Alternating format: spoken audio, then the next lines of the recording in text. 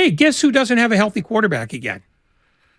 Let me guess. The San Francisco 49ers. They're the best. Jimmy Garoppolo is going to be the starter. I'm absolutely convinced of it. Will you stop with that? No. There's a reason for my madness. Okay. One, it will make every host at this radio station pull off their own heads and shower the ceiling in plasma from their rage. And the other thing is it will make the fan base crazy. Mm-hmm. And frankly, no fan base deserves it more than this one. Why? Because they're annoying on an almost, not on an almost daily basis, on an almost hourly basis. But do you think it's specific to the Niners, or do you just think all fan bases are annoying? Yeah, all fan bases are populated largely by sheep, but 49er fans and their obsession with a quarterback is particularly irritating. And not only because they're the ones that confront us most often, but Brock Purdy's elbow can't be operated on today because it's still swollen and red and cranky. So now they pushed it back to, March 5th, I think? Well, it's just early March. Yeah, I don't early even know if March. there's an exact date. And that's if the swelling goes down. Right. And if not, then he's going to miss time in the regular season because they say it's a 6-month process. Right. And if he gets it done on time, which is early March, the season starts in early September. And the fact that they say 6 months doesn't necessarily mean that he's game ready at 6 months. So either Trey Lance is going to A, be cured, and B, be brilliant, or bring back Jimmy. You don't think he got priced out? You don't think the market, that was the whole thing. Oh, we got Jimmy on a good deal. Jimmy's going to essentially, even if he didn't play this past season, which he did, and he played really well, but even if he didn't play, there were a lot of quarterbacks out there that were garbage, and Jimmy Garoppolo is better than them. But this is a better shopping offseason for teams that need a quarterback. I mean, you've got Aaron Rodgers. You've got Derek Carr. You know, you've got the usual flotsam and jetsam behind that. If Geno Smith doesn't get franchise tagged for some reason, somebody's going to want him. I don't know if the market for Jimmy Garoppolo outside San Francisco is going to be nearly as robust as people think. Because it wasn't last year either, but there was a reason for that. Right. And it's the same thing with Jimmy. My question with anybody that is looking to keep Jimmy and why this might lend itself to your argument to have to possibly find Jimmy still in a Niner jersey would just be the injuries. I mean, you're signing, what are you signing Jimmy to if you are the Jets or whoever? How many years do you think Jimmy has? And on top of that, how many years do you think he has versus how good you think he is, right? I mean, the Aaron Rodgers rental, that's a little bit different than a Jimmy Garoppolo 2-year, 3-year deal when he hasn't really proven majority of the time. He hasn't played majority of the season. And I know it's Kyle Shanahan, so maybe people are saying, let's get him out of the red and gold and see what he can do. But I don't know how many teams would be, hey, this is our guy. One, just from a Jimmy Garoppolo standpoint, I think he's a fine quarterback, but just this is the guy that's going to take us over the top. Now you're talking about a bridge quarterback that can't stay healthy. Yeah, but how many teams are that close to playing in a Super Bowl at this point? Like 5? Well, that goes right. And all the other ones have their quarterback. So Yes. we're talking about that next tier of teams that is trying to get from 7 and 10 to 8 and 9. That's the Jets. And well, it's absolutely the Jets, but it's also Carolina. It's you can go through the list. I mean, I think I put the Jets above Carolina. I would put the Jets and the Saints in that category, and I don't know what to do with the Bucks. Oh, I think we know what to do with the Bucks. Hell, Ray, please go on. Oh no, they're battered, fried, and ready to eat. But that whole division, all I'm saying is the teams that are going to be shopping for quarterbacks are not the Super Bowl contenders. They're the ones who honestly believe that they could get into the playoffs if they upgraded a quarterback. Right. And I think Jimmy Garoppolo would be an upgrade. And I'm not saying that he's going to be back, but I do like the fact that everybody was sure he was gone last year. And Kyle Shanahan said, not so fast. Well, he went out and said the same thing. And if he's looking at Purdy's not ready, we've looked at Lance and we still don't like enough about him. Because, look, that's been the real knock on him more than the injury. It's that They don't like his arm as much as they thought they would, and they don't think he's as good a runner as they thought he'd be. Mm-hmm. Why wouldn't Kyle Shanahan just say, you know what? If those are my choices, the injured Brock Purdy or the incomplete Trey Lance, and Garoppolo hasn't signed with anybody, bring him back again. So he's a better backup than any other backup in the game. But why continue to, even after you knew Brock was injured and you know what can come with surgery anytime you're going under the knife, and you know that there's a lot you don't know with Trey Lance, why sit up there in that press conference and just immediately say, no, Jimmy will not be back? Do you think at this point Kyle Shanahan just doesn't care? Hey, I can say what I want. It doesn't matter. When the facts change, opinions change. Yes, I think that's exactly what every coach believes. Yeah, just say what you need at the time. Well, yeah, because nothing about what they say is ever binding. Mm-hmm. You're never forced to. And it's not a question of lying. It's just, this is what I think today. Yeah. And in a week, I'll probably think something else. And you'll buy it hook, line, and sinker because you want the quotes. So I that's what I think. Now, do I think he wants to bring back Garoppolo? No, it sounds like their relationship is not as good as it was a year ago. Right. But he's also an incredible pragmatist. And he knows that Super Bowl windows do not stay open for very long. Right. And this one may have 1-2 more years left in it before he's got to start recycling good players. And at that point, if he's looking at no Purdy, don't like Lance, where do you shop? You're going to bring in one of the 40 McCown brothers? But here's the thing, though. If you keep Jimmy, right, you're going to, again, his market isn't bad. It's just he's going to be more expensive than he was this year. Yeah. We can assume. So if you keep Jimmy, Brock is a question mark, but he's not going to be done all season. So then if you keep Jimmy and you're playing Jimmy and you're paying Jimmy, and now Brock is ready whenever he's ready in week 2, week 3, whatever, do you just insert Brock because you felt the offense looked better and you sit Jimmy on the bench and pay him to ride pine? That's not a decision they have to make until the decision comes time. But I don't think he wants to go into next season with no quarterback that he can trust. Look, Ray, you got to move on from Jimmy. Get you a I don't have to get you a Taylor Heineke, and let's just keep it moving. Taylor Heineke couldn't hold his job in Washington.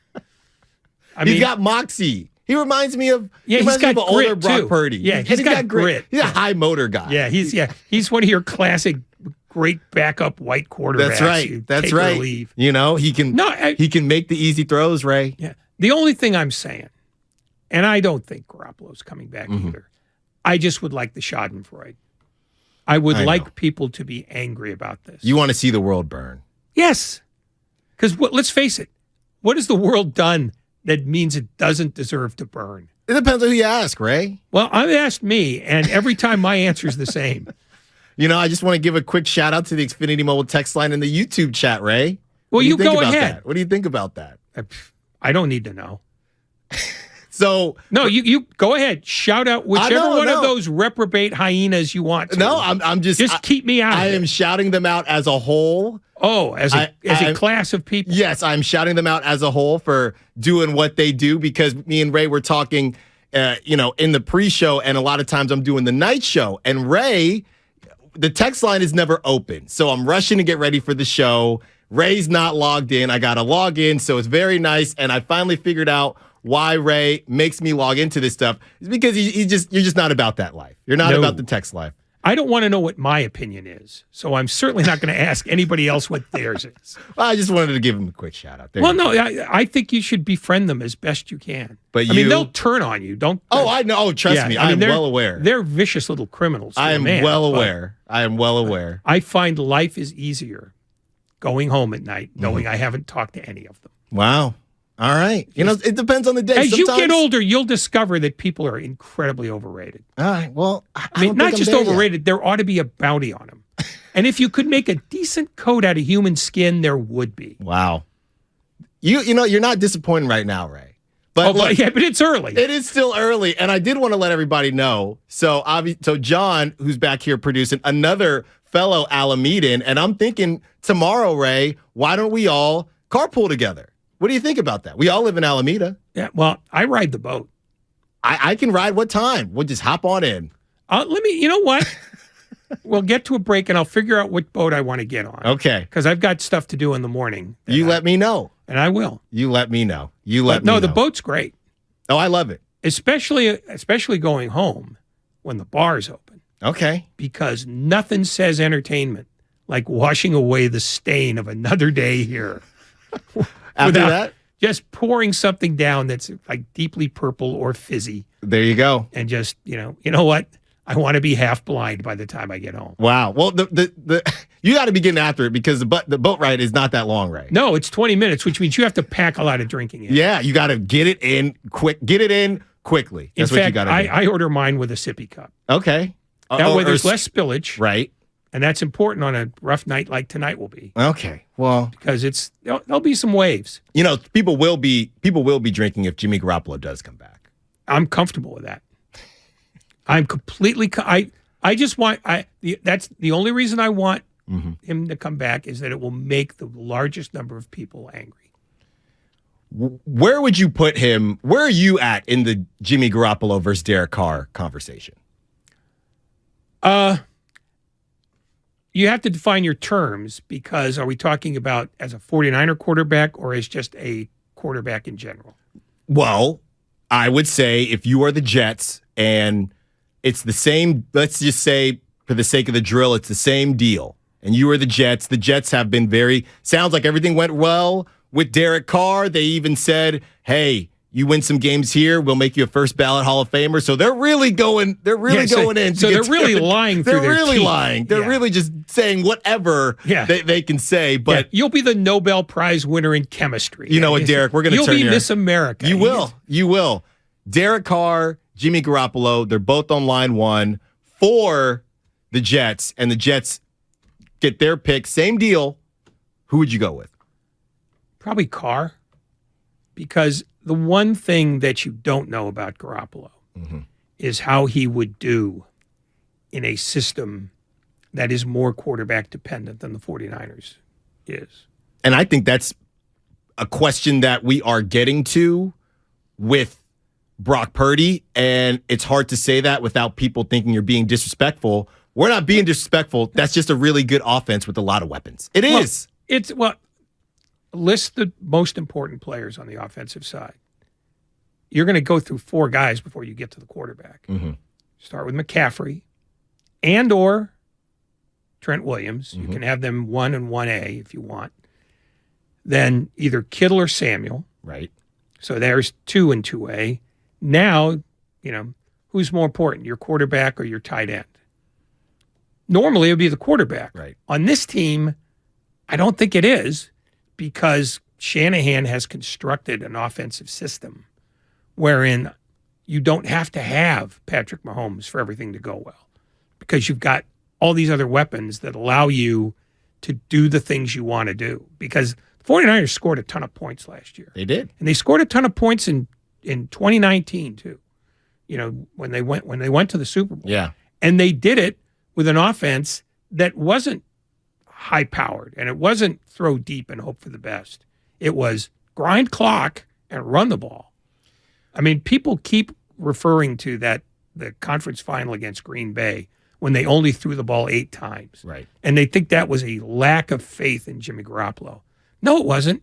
It was a lack of respect for the Green Bay rush defense. Yeah. He says, we're going to do what works, and this is what's working all day long. Yeah, but I think that we've learned that's the thing about this whole Jalen Hurts situation. He's going to get the bag. They're going to bring in the Brinks truck, and that's all fine and good. And I hope Jalen Hurts plays very well. We all know his story. We all watched him. He's gotten better every year, but this was his breakout year, and because of the timing, the Eagles are going to have to pay him. Yeah. I don't know. I mean, we know right now what Jalen Hurts is with an outstanding roster. But once you pay him, that roster is not going to look like that. I don't know what Jalen Hurts is. We know what Patrick Mahomes is with a B roster, dare I call it a B minus C plus roster. I'm not saying this year it was that, but I don't know. I don't know if it was a roster for sure. But it's Patrick Mahomes. Well, it's Patrick Mahomes, but also Kansas City committed to improving its offensive line, which is the second most important part of any team. Yes. I mean, nobody recognizes it because it's not fun to watch. Mm-hmm. But part of why Jalen Hurts was Jalen Hurts this year was because Philadelphia's offensive line was regarded by anyone who paid any attention as by far the best offensive line in football. And because it was the best offensive line in football, Jalen Hurts could do stuff that he wouldn't have been able to do a year ago and might not be able to do in 2 more years when some of those guys, signed free agent deals in other places. So he got paid in part. And deservedly. Right. He got paid in part because of their play and his ability, to elude and also their ability to keep him safe. They pay him. Now they can't pay what helped him stay safe and perform at the level. Partly, I'm not taking anything away from Jalen Hurts. So it's this cycle, and I don't know what Jalen Hurts will be with if this was an A roster and they got to the Super Bowl, almost won it, but this isn't horseshoes. You came up against Patrick Mahomes. Now you pay him. Will he ever have this good of a roster again? I don't know. He could have this good offensive line again. And yeah. That helps a lot. I mean, who was their extraordinary wide receiver? Who was the one that you say that's the best guy in football? They had Eagles? 2 pretty good players. They had 2 pretty good wide receivers, but not magic. No, you had. And the point is, those guys are definitely top 12, top 15. Right. And they had time to get open because Jalen Hurts had time to wait for them to get open. Right. And that's why I say the offensive line is the second most important part of your football team. Your quarterback thrives behind a good offensive line. If your quarterback thrives, your wide receivers thrive. Mm-hmm. And I don't think that situation with Jalen Hurts is unique to Jalen Hurts. Again, this is no slight. I think that's how most quarterbacks are. Yeah. So then Patrick Mahomes is an alien. We shouldn't even include him in these conversations anymore. I think Joe Burrow to some degree because he hasn't had a great offensive line, but he gets the ball out quickly. So then getting back to Jimmy Garoppolo and Brock Purdy, you have them in these great situations. Jimmy Garoppolo, and I think that's why he's probably going to move on. But if I'm another team going back to the idea of paying him, we probably saw Jimmy Garoppolo, the best version of Jimmy Garoppolo this year, because there's no roster that he's going to that's going to be as good as this Niners roster. Well, exactly. That's why I think the market for him will not be as swollen as people think it will be at the beginning of it. If he's still waiting for a home run, he might have to settle for a loud single or a double, maybe from here. And that, maybe that happens in August when Kyle Shanahan sees what he's got and isn't happy with it. And at this point, Kyle Shanahan, you could almost just make a joke about it. If I'm Kyle Shanahan and I get up there, if Jimmy is back, well, guys, we're back at it again. And the media just laughed, and nobody cares that a couple months ago he said, no, he's out of here. Yeah, because the thing is, I know what Kyle Shanahan wants to do, but he is pragmatic enough to know that if you can't do what you want to do, you do what you have to do. Right. And that's what he did last year because they couldn't wait to get rid of him last year, and they couldn't. And so when time came and nobody knew what Brock Purdy was, he was still in the box with the styrofoam peanuts. Right. And Jalen Hurts has not made them fall in love with him yet. They go, okay, the best backup quarterback is the one we've been trying to put on the front lawn like a fraternity couch, and nobody took him. So let's sign him. And they did, and people had great laughs about that. Except then Lance goes down, Garoppolo saves their bacon, essentially. Then he goes down. Right. And then Purdy thrives. So the result is that now people now believe that the 49ers have a system that doesn't need an elite quarterback. They'd like to have one. Yeah. But they don't need one. But do you think that how people continue to say that and, because of this roster, do you think just looking at, and not that there are a bunch of elite quarterbacks running around, but you could remove some of the eliteness of your roster and it will be made up with an elite quarterback? I guess, when is the last time a Super Bowl was won the way Kyle Shanahan is trying to win it? I don't know that it's ever been done that way. I mean, when the Ravens won the first time, right, they didn't have a great offense under any circumstances, but they had a epical defense. Right. They could hold the other team to -3. So they would basically just strangle you. And then Trent Dilfer would just say, please don't throw 4 interceptions and we'll be fine. And he said, okay, I got you. Yeah. And then he'd throw 3. And he won. Yeah. But that's probably the closest comp. But, this is, Kyle Shanahan, and I don't know if this is what he prefers, but this is what he can do. What he can do is I can make an offense score a lot of points, even though my quarterback is not directly responsible for it. Right. And so now he's got that reputation because he's done this with a guy who was Tom Brady's backup. Then he's now done it with a guy who was picked last in the draft. So you are what you show yourself to be.